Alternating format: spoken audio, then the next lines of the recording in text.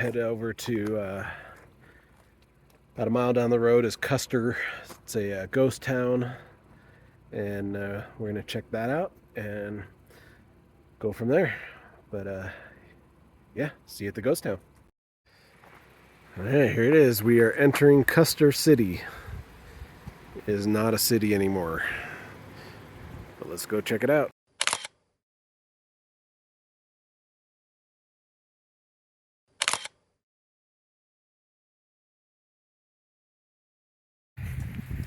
Hey, I'm gonna go check out this little cabin here.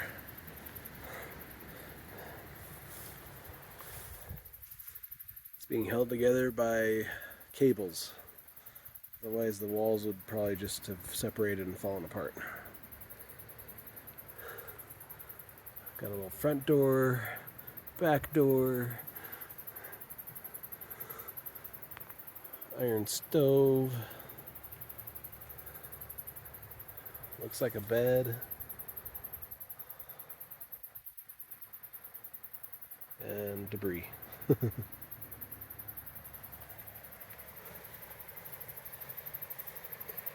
Right here along the river though. It's not bad. A good view of it here. So this is the first structure entering Custer City, which is now a ghost town. This is a miner's cabin.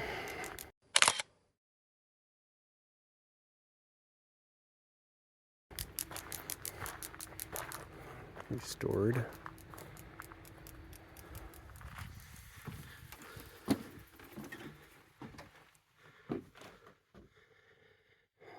Table, chair, workbench.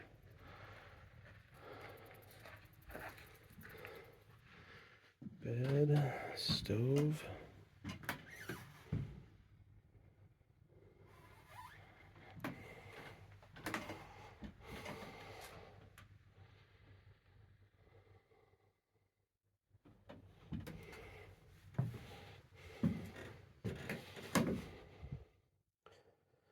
Mining equipment, air hammer used in drilling.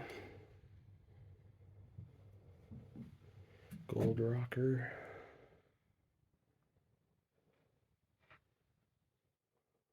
Sluice.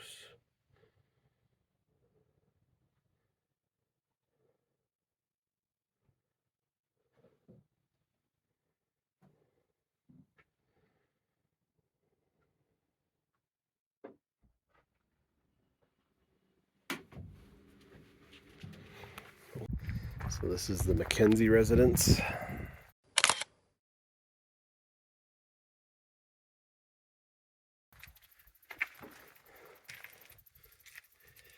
Yep, this is all historical. Don't break anything or you get massively fined. All right. Yeah. There's Mrs. Kenneth Lillian Mackenzie, Claude and Doris. So there's 3 children, husband and wife in here. These are spacious rooms. Yeah. About the size of our room. Yeah, wow. That's 2 fireplaces. Giant living room too. Yeah, this is a nice place for that time period.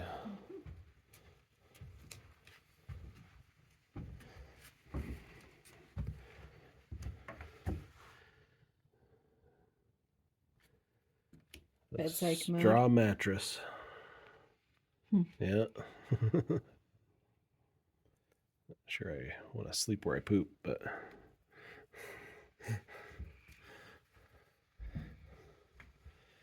having a little cupboard of that would be nice. At least put on afterwards.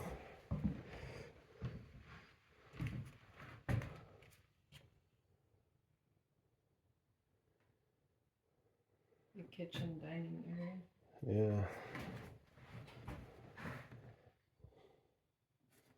For their finest dress. Keep it looking nice.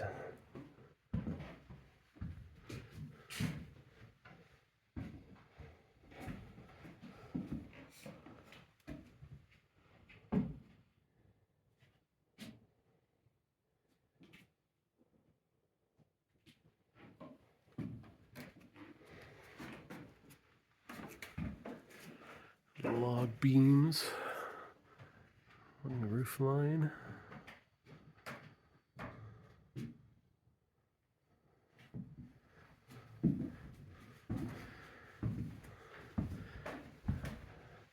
So there's the stained glass window over the arched doorway.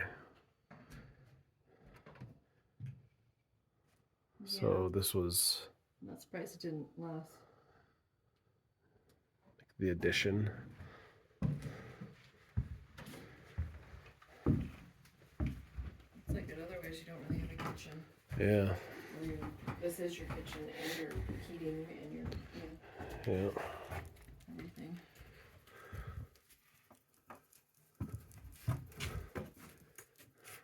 Yeah. Pretty cool. Let's check out the Tully cabin here.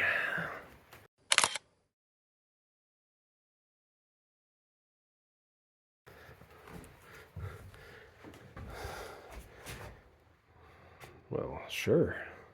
If you need a coat rack, why not? Creative. Yeah, looks like they had a little bit of wallpaper. Probably had a lot of wallpaper. Probably. Yeah. Yeah.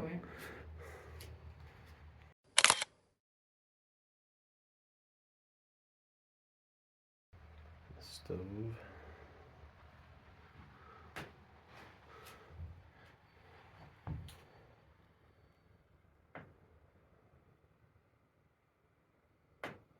Steel frame. Bed.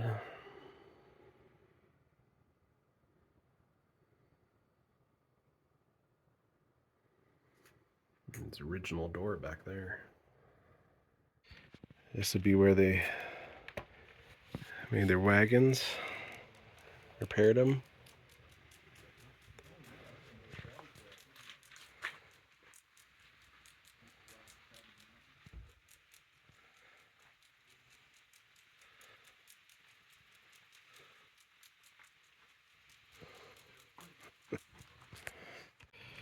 The original bathroom, the two-seater.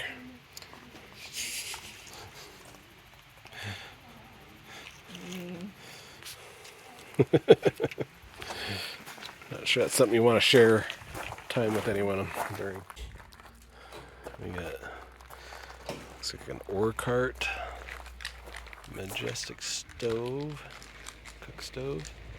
The brand name is Majestic. You can see the M and then on the thermometer, Majestic. Some rail ties, the ore cart there.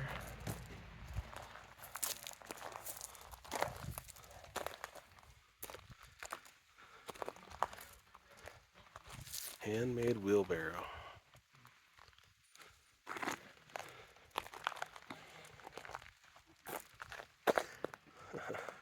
Sled. Dolly. All kinds of parts, pieces, early machinery. Says this is the sled used by Sebastian Giorgetta. In the winter, he pulled supplies from Sunbeam, and as he traveled along, he talked to himself as if he were a horse. Get along, you lazy SOB. Keep moving, etc. Yeah, I'm sure it was a trudge. Have to talk to yourself that way to kind of just keep yourself moving and motivated. That is wild. Oh, okay. This is the stitching horse used for sewing harness and leather goods. McClellan saddle, horse tack area. So you got horseshoes there in the back, along with auto parts. So you can see the motor hand crank, tools, light, hubcaps, radiator coil, mirrors over here, chains, even an Idaho license plate, 1937.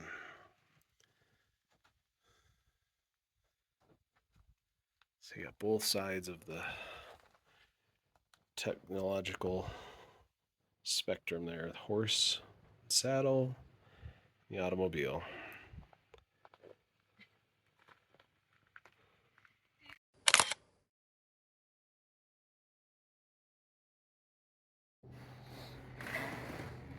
The old ballot box used in Custer before 1900. Typewriter, scales.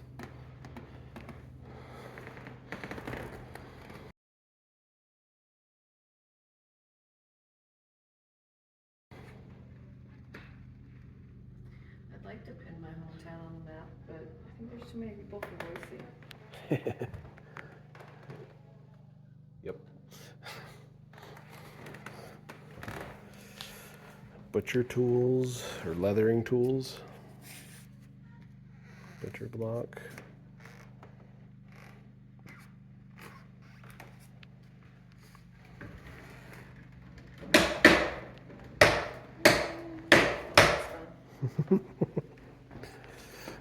It's a serious stove right there. Yeah, it's gorgeous. Jewel stoves and ranges. And some extra ornateness to it. Yeah. That you wouldn't get everywhere. Seems more like it deserves to be in that super fancy house over there. Yeah. Meat grinder.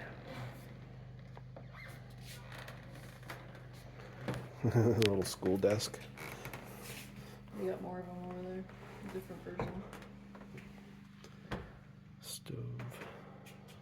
Oh, the fireplace. You're not cooking anything on there.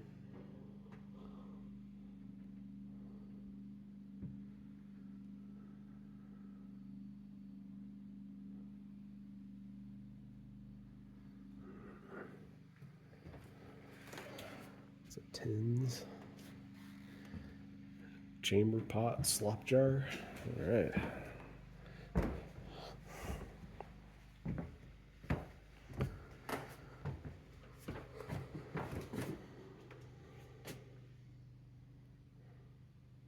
Lanterns. There you go. There's your skis. All right. Some snowshoes. Oh, like a dentist chair. Yeah.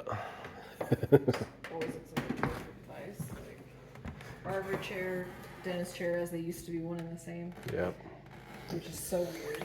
Bleed you and get your teeth pulled all at once. Yeah, there's like set up like a schoolhouse. Tiny person. Yep, dental chair. Drill bits.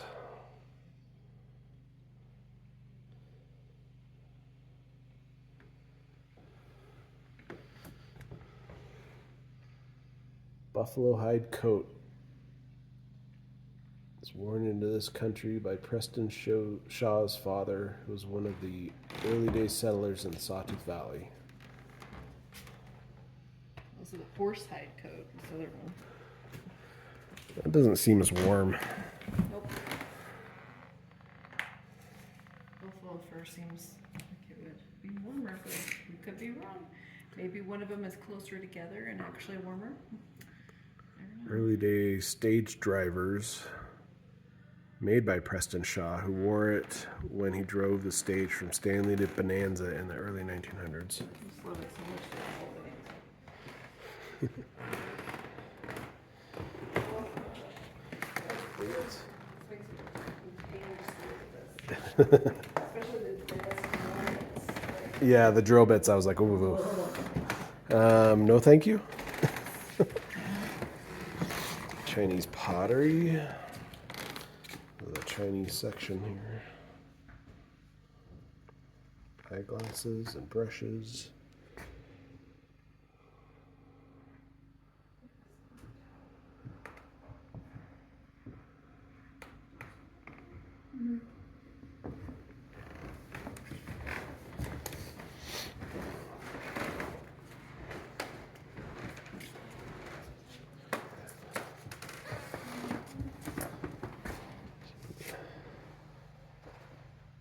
traditional.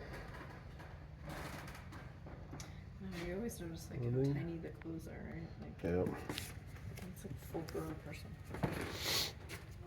The first hand-powered washing machine to arrive on Custer Mountain. Wow.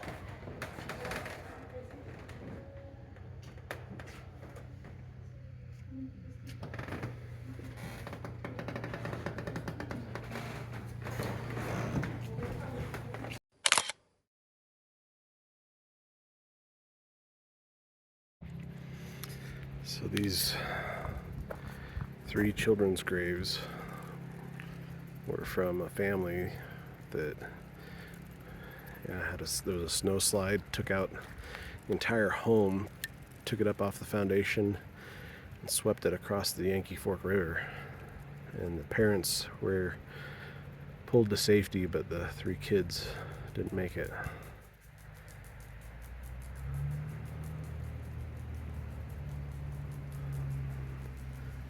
It's a difficult life.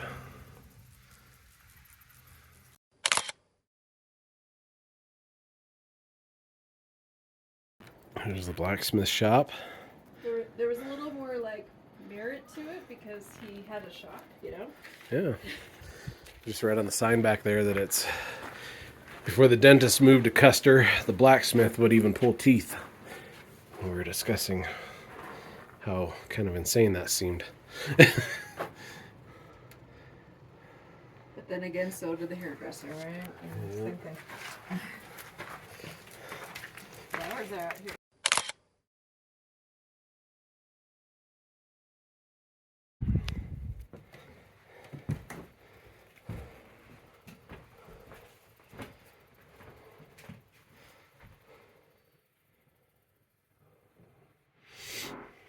And wallpaper Yep. and newspaper.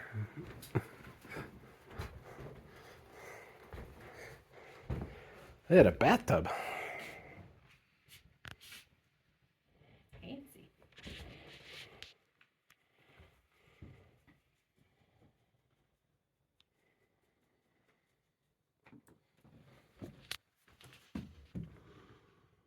Kitchen. Dining room. Yep, because Master bedroom. that paper up front, so they added the kitchen and the bedroom when the family expanded, because before that they were just living in this one room, I think. Yep. And that one. So 2 rooms to start off with, and then added a second bedroom and kitchen. Cooking outside before that, or in here probably. Yeah.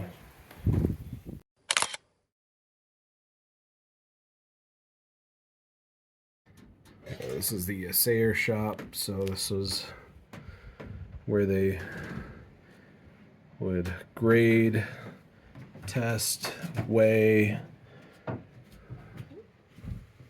and calculate the value of any ore that was found.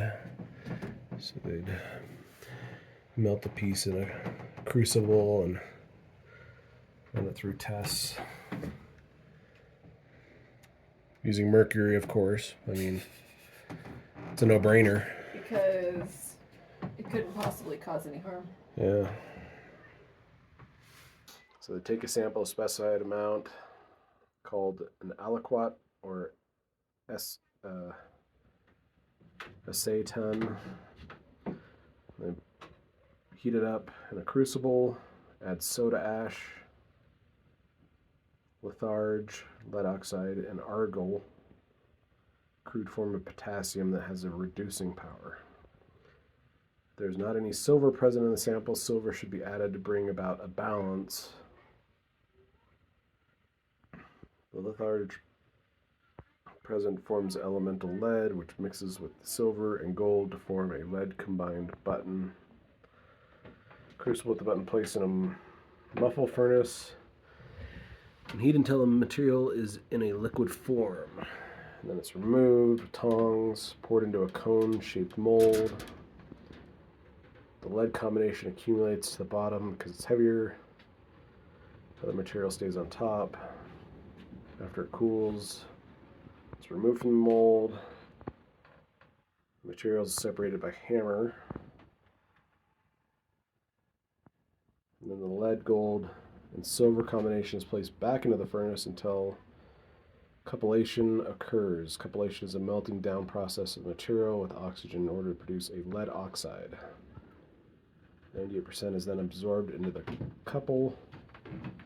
Small rounded pellet made of bone ash that has small pores. A round bead of silver and gold alloyed together is left in the couple. The bead must be removed at the exact time the last amount of lead oxide has absorbed. After it cools, it's weighed on a balance. Then placed in nitric acid, which dissolves everything but the gold. And then the gold is weighed in milligrams, which is equivalent to the number of ounces of gold per ton of original sample. What a process. Holy cow.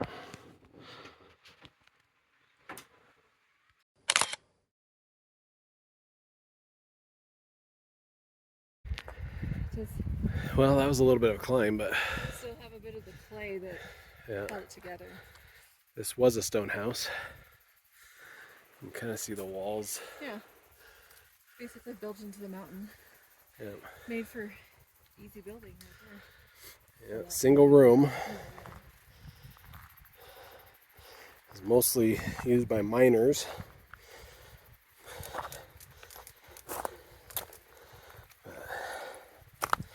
Yeah, and a steep climb down. Guess they wanted to be kind of out of the way, but not all the way out of the way.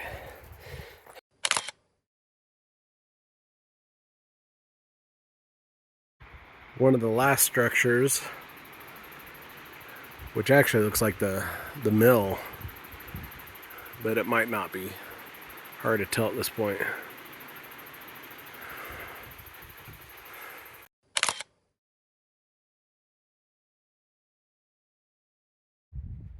And this is the Custer Seven Graves site.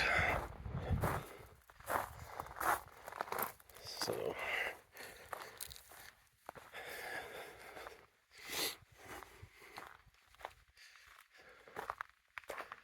what we got here? J.D. Davis, 1904, snow slide. Yeah. Seems like the most likely way to go. Yeah. Suicide.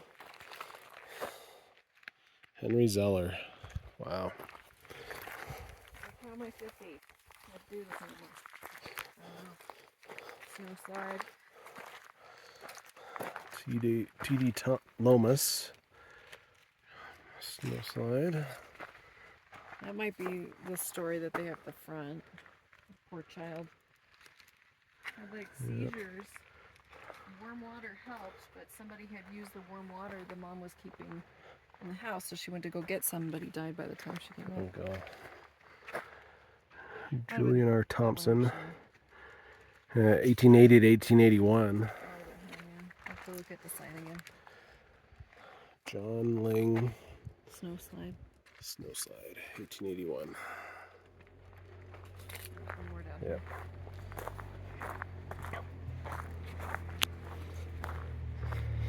Colonel H. Sprague, age 55 or 60, overdrunk.